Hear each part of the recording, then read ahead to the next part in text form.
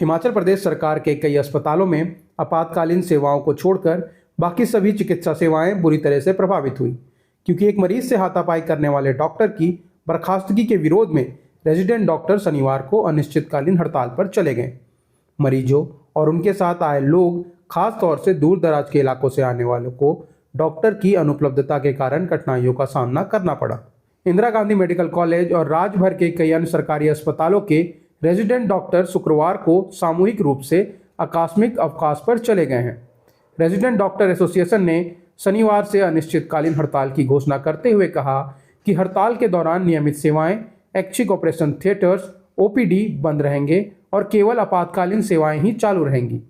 हिमाचल प्रदेश सरकार ने बुधवार को डॉक्टर राघव नरूला को सोमवार को एक मरीज अर्जुन सिंह के साथ कथित तौर पर हाथापाई करने के आरोप में बर्खास्त कर दिया।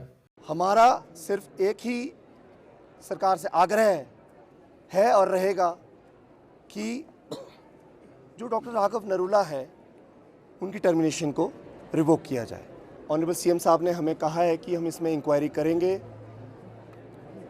किंतु एक जो मैसेज हमारे रेजिडेंट्स, हमारे पूरी डॉक्टर्स जो मेडिकल फ्रेटर्निटी को गया है, उनकी रिजेंटमेंट, उनकी ह्यूमिलिएशन इतनी ज़्यादा है कि जब तक वो टर्मिनेशन रिवोक नहीं होती है तब तक डॉक्टर्स इतना अनसेफ फील कर रहे हैं अपने काम करने के लिए कि उन्हें लगता है, सभी को ये लगता है कि जब अगर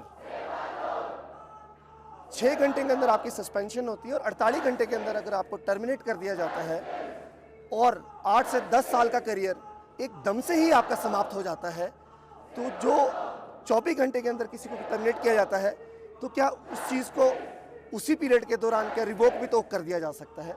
तो हमारी ये दरखास्त पहले भी सरकार से थी और आगे भी रहेगी। ये घटना आईजीएमसी के वार्ड में हुई झड़प का वीडियो सामने आने के बाद, जिसमें नरूला मरीज के चेहरे पर मुक्का मारते हुए दिख रहे हैं, जबकि मरीज डॉक्टर को लात मारने की कोशिश कर रहा है। अर्जुन सिंह इलाज के लिए अस्पताल गए थे और प्रक्रिया के बाद सांस लेने में तकलीफ की शिकायत कर रहे थे। उन्होंने आरोप लगाया कि विवाद डॉक्टर के शब्दों के चुनाव को लेकर शुरू हुआ। मरीज अर्जुन ने दावा किया है कि उन्होंने डॉक्टर के द्वारा उन्हें तुम के बजाय तू कहकर संबोधित करने पर आपत्ति जताई, जिससे नरूला आक्रामक हो गए। हालांकि नरूला का कहना था कि सिंह ने ही उनके और उनके परिवार के खिलाफ अपशब्दों का प्रयोग करके झगड़े को भड़काया। जांच समिति की रिपोर्ट में दोनों पक्षों को दोषी पाया गया। अधिकारियों ने बताया कि समिति ने नरूला के दुराचार, दुर्व्यवहार और लोक सेवक के लिए अशोभनीय कृत्यों का दोषी पाया। Himachal medical officer association, Shimla medical and dental college teachers association, Shimla private practitioner association और federation of resident doctor association ने डॉक्टर का समर्थन किया है। उन्होंने डॉक्टर की बहाली, घटना की पारदर्शिता, समयबद्धता और निष्पक्ष जांच और इसके साथ अस्पताल परिसर में अराजकता फैलाने वाले असामाजिक तत्वों के खिलाफ सख्त और त्वरित कार्रवाई की मांग की है, ताकि भविष्य में ऐसी घटनाएं ना हो। रेजिडेंट डॉक्टर एसोसिएशन के सदस्यों ने शुक्रवार को मुख्यमंत्री सुखविंदर सिंह सुक्खू से मुलाकात की। मुख्यमंत्री ने अस्पताल के अंदर डॉक्टर को कथित तौर पर धमकाने और चिकित्सा सेवाओं को प्रभावित करने वाली भीड़ के खिलाफ कार्रवाई का आश्वासन दिया है। उन्होंने अस्पतालों के अंदर डॉक्टरों की सुरक्षा सुनिश्चित करने के लिए नए दिशा निर्देश और निर्देश लाने का भी वादा किया है। हालांकि डॉक्टरों ने डॉक्टर की बर्खास्तगी के आदेश को रद्द करने की मांग करते हुए हड़ताल जारी रखी है। मेरा मिसेज बीमार है, ये एडमिट है यहाँ पे, MIR होना था, MIR हो नहीं पा रहा है क्योंकि डॉक्टर साहब है नहीं, डॉक्टर साहब की हड़ताल है, कुछ वैसा नहीं हो पा रहा। परेशानी तो होती है।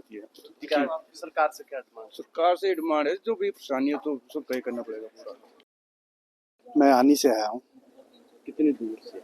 हमारा लगभग शिमला 125 किलोमीटर दूर पड़ता है यहाँ से। तो क्या परेशानी है?